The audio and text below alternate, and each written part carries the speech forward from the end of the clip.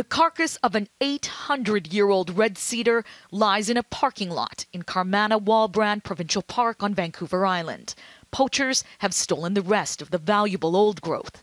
Richard Boyce, a filmmaker, discovered the tree. He was shocked and upset at the response he received from parks officials after he reported the crime. It's some of the last pristine rainforest on Vancouver Island and this planet, actually. And to be cutting down a tree right in the parking lot and then having nobody there to do anything about it.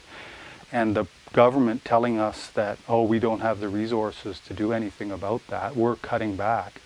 That's insane. It means there's no protection for parks. It's believed poachers cut about 80% of the way through a year ago using heavy equipment and steel cables, but they couldn't finish the job. Parks officials cut the tree down for safety. The cedar, which measures 3 meters across, was left on the ground to decompose.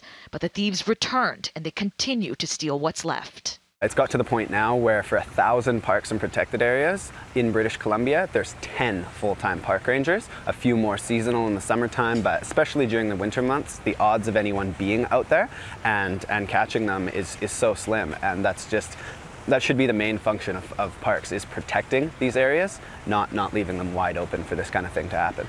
The RCMP don't have any suspects in this case. The Forest Crime Unit says it gets about 50 tree poaching complaints every year. The most lucrative, cedar and maple, which are worth about $5,000 a tree.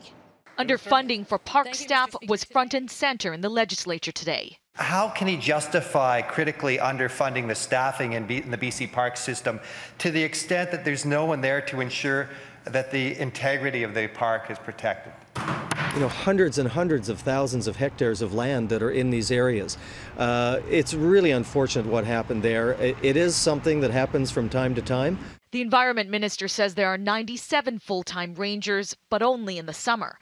If the poachers are caught and charged, they could face hundreds of thousands in fines and even jail time.